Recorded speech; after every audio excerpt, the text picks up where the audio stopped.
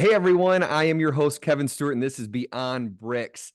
Guys, I'm excited to be here today. I will have to tell you, it has been a while, and I have missed doing this. I've had a whirlwind of a last probably month. Had a lot of travel. Business has picked up because we're in the spring market, which is great for us. We're enjoying that. And I found that I did not have quite enough built in to make sure that I could do this on a regular basis. I'm working that through now. My team is working that through now because I can tell you guys, doing this podcast and bringing information to you brings me so much joy. I am absolutely loving it. Having the opportunity to share, to grow, to learn. I'm learning a ton myself. And I just wanted to share with you guys, first and foremost, how much of a blessing this has been. And hearing some feedback from a lot of people I'm close to, people that I didn't even know were listening, coming up and telling me that it's having an impact on them. Guys, it just means a ton to me, and it brings me a incredible amount of energy and makes me want to, no matter what, continue to dedicate time to this and to put even more time and energy. I am working through a process of lining up some incredible guests for the summer months. We'll probably go to more of an every other week recording during the summertime, but we're really hoping to do this on a regular basis and bring you guys some incredible content that is going to hopefully help you grow and help 2024 be your best year ever, because that's the goal. The goal of this is to grow and to get better and to get 1% better every single day, like we've been discussing. So a week ago, I was in Las Vegas, Nevada. I'm super, super blessed to be a part of a coaching company that's actually pretty fresh. It's pretty new. It's called B Coaching and Consulting with some of the best realtors and lenders around the country. And I won't even say that. Some of the best men and women that I know around the country, incredible leaders, incredible business leaders that love their family, love their companies, and love the people around them. It's the kind of people that I want to surround myself when I've talked on past episodes about making sure that you're surrounding yourself with a great group of people. Guys, these are my people. Like, I can tell you 100% without a doubt, these are my people. And I am so stinking blessed to be a part of this. So we did our first convention in Las Vegas this last about a week or two ago. And it got me thinking because they brought up a couple of times. You go to these conventions, and I don't know if you've ever been to a convention, but you share and learn, and you are able to receive an incredible amount of information. In fact, it's almost at times can be overkill, the amount of stuff and information that you're pulling in. But multiple speakers said the same thing. And I've heard this for years at conventions, which is that most people that are sitting in here today will never implement what they're listening to right now, knowing full well that the things that they're hearing, if they just dedicated the time, energy, and effort into creating a process to get it done, it would change their lives, completely change their lives. And maybe for you, it's not a convention. Maybe for you, it's a book. You read an incredible book and you get pumped up. You have a ton of energy and you're excited to go take over and make change and do this and do that. Maybe you're listening to a podcast and you get really excited about something that you hear inside of it, and you've decided it gives you a ton of energy and you've decided to go implement some things. Maybe it's a one-day convention or a weekend convention or any sort of things. Maybe you watched a great movie that just motivated you. But why do we lose motivation? Why do we not implement? Why do we not take action? What is it about us as humans that causes us to just not do things, to not create change that we know is going to be so important in our lives? Why do we do that? Why do I do that? I have been to dozens of conventions, and it's amazing how many times I take the same notes. I bet you if I look back through a lot of my convention notes, I would have made the same to-do and task list coming back. There'd probably be 15 items on there that I've written down 10 different times. It's incredible knowing that these things could change my company if I would just implement, if I would implement faster and dedicate myself and commit to the process of making that change. We know the things we need to do, but we're not doing them. And so it made me think, what is it that's stopping that? What's the motivation hangover? Why do we get so motivated and so excited and so pumped up? We get that shot of adrenaline that gets us going. but it fades. So how do we keep it from fading? What is it we need to do? What are the things that we need to implement in our lives that keep the motivation going, keep us going to the place we want to go? How do we implement? So today, that's what I want to talk about. I broke down 4 things I think are the 4 problems, the 4 issues that are keeping at least myself, and I'm preaching to myself more than anybody. Guys, I'm a huge procrastinator. It's a problem that I have, and I am working so hard on trying to find ways to get better and identifying the spots and the locations and the things in my life that just aren't working and need to be increased and elevated. And this is definitely one of them. It's how can I find a way, create more speed to implementation and not lose the fire, not lose the motivation. So the first thing that I wrote down is just a truth. It's that motivation does not equal commitment. Motivation fades. We all know it fades. Commitment is completely different. If you're committed to something, if you're truly and honestly committed to someone, let's say it's your spouse, if you're committed to them, you are doing everything you can to take care of that relationship. You're committed to it. You're committed for the long haul. My business coach and mentor, Ben, has talked about being committed for the long haul as long as I've known him. It's one of his 7 non-negotiables. And I love it because it talks about being committed long term. This isn't a short term thing. It's not, we don't get to just change our mind, go in and out of a commitment. A commitment, a true, actual, real commitment is something that you are going to do no matter what. No matter what happens in your day, no matter what happens in your life, you're committed to doing it. And I think that's the first problem, is that motivation and commitment are 2 very different things. We may get motivated and get excited, but what we don't do is we don't commit. We don't say, I am going to do this. This is what is going to happen. So the first thing I believe is a mindset. It's a creation of a mindset that I'm not just, yes, if I'm motivated by something, but what inside that is something that I need to commit to? What's the actionable item that I need to commit to? So if there's something in your life right now that you got excited about, what's the piece that you need to make a commitment to? What is that?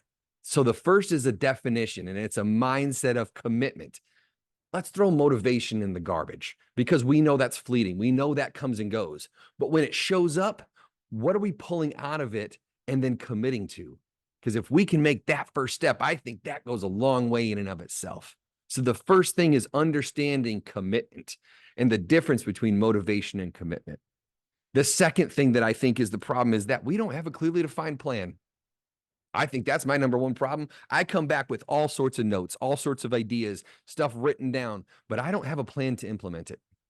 I don't have a plan of action to say, okay, this first, this second, this fifth, this 10th, what am I doing and what's the exact action plan? And guys, in this, detail matters.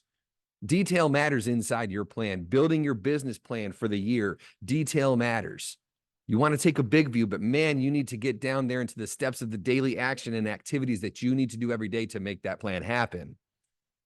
So, what is the plan? And who are you developing that plan with?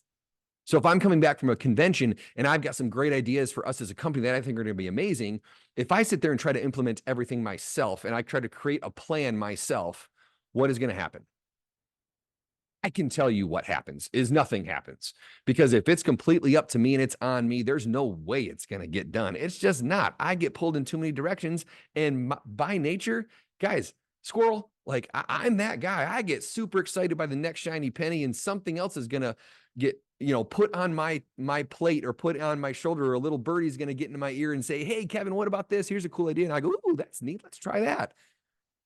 But if I communicate to my team and we develop a plan and we sit down, I've got implementers. I've surrounded myself now with some people that implement like absolute superstars. So when I'm creating a plan and I want to put down, and you need to clearly define that plan of action, who are you creating that plan with? And are the people that need to be there in order to make the plan happen a part of making the plan? Are they buying in with you?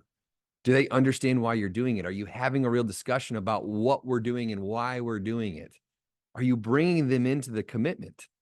Are you motivating them and then bringing them into the commitment? And then writing down and clearly defining a plan of action of how you are going to implement. So the second thing is creating and making a written plan. I think it's super important. Now, the third thing, this is the one that I think is where it dies for a lot of people. They don't have protection.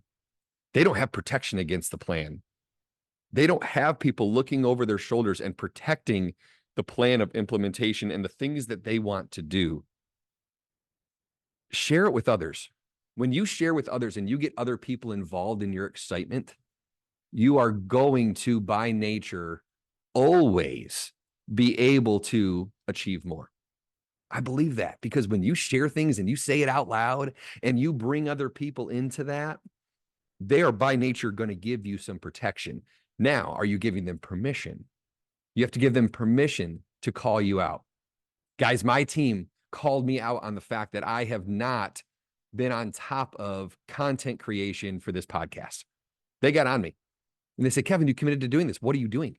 What are you doing? That's protection. And they took time in my calendar, blocked out some time and said, go outside, get in a good headspace and start working on some content. Start creating episodes, create some ideas and create some things that you want to share. Go through your journals, go through your notes and find a way to be prepared for the next episode. Because if this is something I'm committed to, I have to dedicate the time to do that. But without the protection, it falls apart. And without giving people permission to protect me against myself, because this is protection of yourself. I'm my own worst enemy. I believe we are all our own worst enemies. I think that's why things fall on the wayside. There's no protection in place. What do you have in there? What's the accountability to the plan? What's the accountability matrix that you have for that? Because remember, starting strong is about preparation, but finishing strong is about the dedication. You have to be fully dedicated to it. You have to have the accountability piece to that. I read a term and I read a definition. I looked back through an old journal and found a definition that was given to me of accountability. I love it. I want to share it with you guys. To hold into account of someone's ability. Woo! Talk about a deep, I'm going to say it again, to hold into account of someone's ability. Are you accountable to your full abilities? Are you accountable to your full potential? Are you being held accountable to your full potential? I don't think we hold ourselves accountable to our full potential. That's deep. That's big. If you start getting into that mindset, and again, get the dedication of that mindset, share it with the people around you and give them permission to hold you accountable to your best self, hold you accountable to the abilities that you've been given, sharing and being real and being honest about the abilities that you've been given and giving people permission to say, you are falling short. Kevin, you are not doing the things that you agreed to do. You're better than that. If anybody comes to me that's close to me and tells me, Kevin, you're better than what you are right now. You're not living up to your full potential. Now, there's certain people in my life that may come to me and say that, and I'm going to be like, all right, cool, good talk. But I can tell you there's a list of probably 15 or 20 people in my life that if any one of them came to me and said that, they have my ear instantaneously because they're the ones that I've given permission to speak into my life on that level. I've given them permission to hold me accountable to being my best self, holding me accountable to being and giving the best of my abilities. So I believe that having that piece, that third piece, which is the protection, when you don't have protection, it's never going to happen. You are going to fall backwards eventually. You'll fall back into your own ways. You'll fall back into the things that the habits, the bad habits that you've had for years and years and years, unless you have protection. The fourth thing that I believe, and this is potentially the biggest one that stops people from implementing and giving it all they have and doing all the best things that they want to do and creates the motivation hangover and allows you to just say, you know what, it's fine. I'll do it some other time. Let's brush it underneath the rug and do it. You know, it's like, we'll address that at the next convention. We'll address that after the next books. I'm sure it'll come up again. I think it's fear. Guys, I truly believe it's fear. And it's fear of two things. I think it's fear of it actually working. And I think it's fear of failure. We all talk about fear of failure. We all know that. I think deep down, a lot of us have a fear of failure. But there's a quote that, our greatest, that we are powerful beyond measure. Our greatest fear is not that we are inadequate, but that we are powerful beyond measure. It's our light, not our darkness, that most frightens us. It's one of my favorite quotes. It's an incredible quote because it's not necessarily about the fear of failure. It's the fear of, what if we became the best we could be? Maybe it's fear that if I implement some great ideas in my company, what happens if I grow too fast? What happens if I grow and I hire some people that don't necessarily fit perfectly into my value system, that don't fit into what I want to build? What if I find too much success in people and I go down a path that I don't want to go down? I think that we worry about those things. I think I do. I believe that I do. If I'm being real with myself, are you being real about your fears? Are you scared of not finding success and failing and losing? Or is it potentially that you're not doing it because you're afraid of what it looks like on the other side? Because sometimes I believe that that's what we do. We cower from our greatest self. We step backwards from the greatest versions of ourselves because we're scared of how awesome we could be. Guys, we are powerful. Us as human beings, us as fathers, as wives, as parents, as business leaders, we are powerful if we put the time, energy, and dedication into doing it. Don't be scared of it. Embrace it. Realize your best self. I've said a lot, the quote at the end of all of these podcasts about being yourself. I believe we all have a greatest version of ourselves in us. It's so important, though, to find a way to get that out there. The world does need it, guys. The world needs us to be our best self. I know the world needs me to be the best version of myself. I believe the world needs you to be the best version of yourself. But why are we scared of doing it? Why? Ask yourself that this week. Ask yourself, am I actually scared of success or am I scared of failure? What is it that's stopping me? So this week, next time you're motivated, next time you go to a convention, next time you read a book, next time you listen to a podcast, next time you get that shot of adrenaline, that beautiful shot of motivational adrenaline, this is what I want you to do. First off, I want you to make a commitment. And I want you to find one thing inside there that you are going to commit to. Come hell or high water, you're going to make it happen. This is your commitment. Then what I want you to do is I want you to write down a plan.